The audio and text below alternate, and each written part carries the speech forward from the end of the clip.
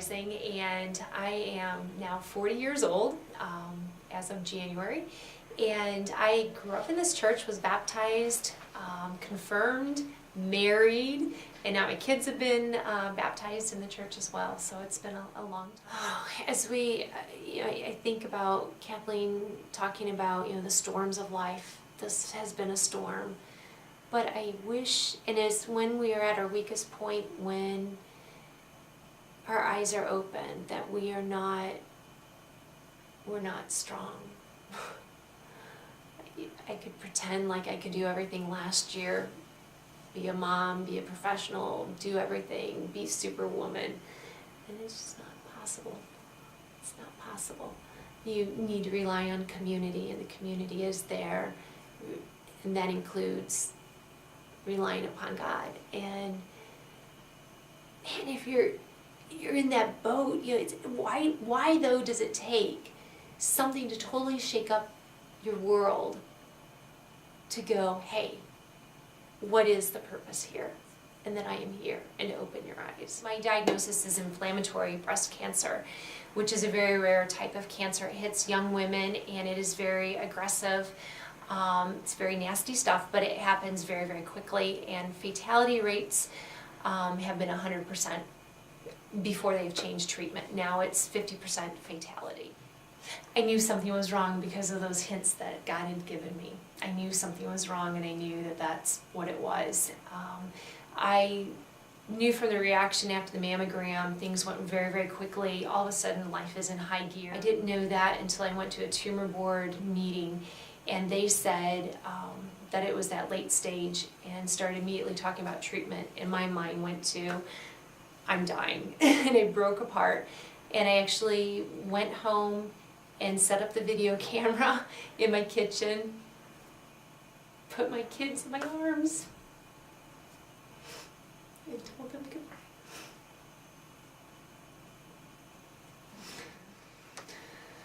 All of a sudden things really change, and all of a sudden you see our prayer every day waking up is thank you for this day. And you try to make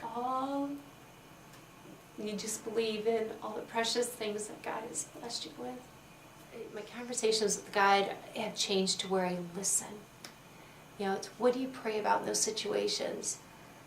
And do you pray to take the cancer away?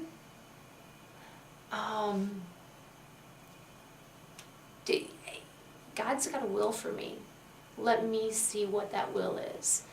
So if it's, use the people around me, use me, I will do the best of my ability to fight what's there, to get the best care, to do the right things, and do what He has in mind, because He's got something for me. And if that means that my life is shorter than what I expected, then that's His will. So it's more, my prayer is that His will be done in my life. It's been a strange year. I knew that I would probably, starting treatment, which was a challenge, that something I wanted to keep on doing everything, and I wasn't able to keep on doing everything because it just wears your body out. Somebody said you have to kill your body in order to live. So the first thing was giving up my job. And I've taken a year off from teaching at Bethel, and I was really concerned about that, but I found out that I'm totally replaceable at work. Anybody else can do my job. I love the college students, I love my job, I love what I teach, and I think I do a great job, but somebody else can do that too. Other people came in and cooked, cleaned my house. I'm not the only one that can do that. I even told my husband that he needed to find another woman when I was gone to make sure that he had somebody to take care of him. So I knew I was replaceable there. One thing I knew I could be replaced was being a mom. And so the focus was on the kids and trying to beat this for the kids. I had surgery the day after Christmas, and that's when they opened me up, had a mastectomy, and they looked for remaining cancer. And they found cancer, and they had hoped if everything was good, it would have all been dead. But again, there's part of God's plan in that too, I think, although that's disheartening that there was still cancer. My colleague, that it was one of the calls that I made, is studying breast cancer and has a national grant to study breast cancer, was able to get live cancer cells to get into the scientific community, to grow and to understand. So part of me is going to science right now and being worked on. So there's always a blessing in the strangeness that you can find. And in a couple weeks then I continue on with chemotherapy, and I will start a new drug trial that will go for an entire year. So we'll maybe perhaps see what that does, and give us a chance to maybe perhaps help some other people down the road. The community support, it is, I've learned several things. Very interesting. While this whole process was going on, I was up for tenure at school, and one of the things that we had to do for tenure was to write about our statement of faith. And my statement of faith was pretty simple. It was I know without a doubt that God loves me, but how is that manifested? And one way is the overwhelming support of Christians, of the church, and not just the church here at First Presbyterian in Elkhart, but around the world. When you try to be that superwoman, horrible syndrome, it's hard to let other people do for you. But when you get knocked down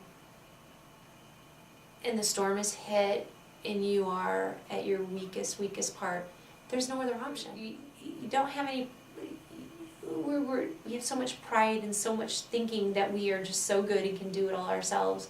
And that's what we need to realize is no. And what is the important things in life? So you let go and you let other people. Everybody has come out of, everybody is around, joined forces, and I don't think I'd be alive today and that my family would be okay without the support of everyone.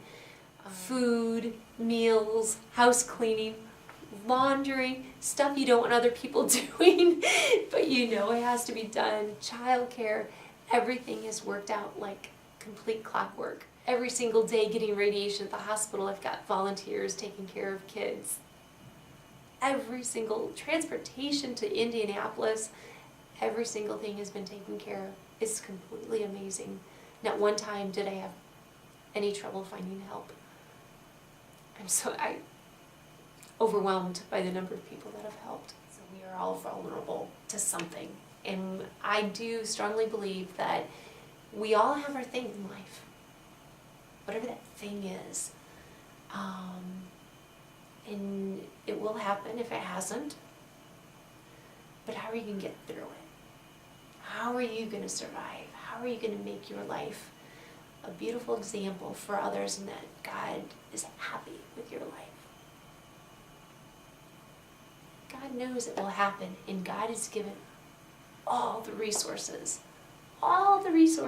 that you need to make it through. Even some funny ones, but they're all there. There is an endless song echoes in my soul. I hear the music ring, and Go get your mammogram. they come, I am home.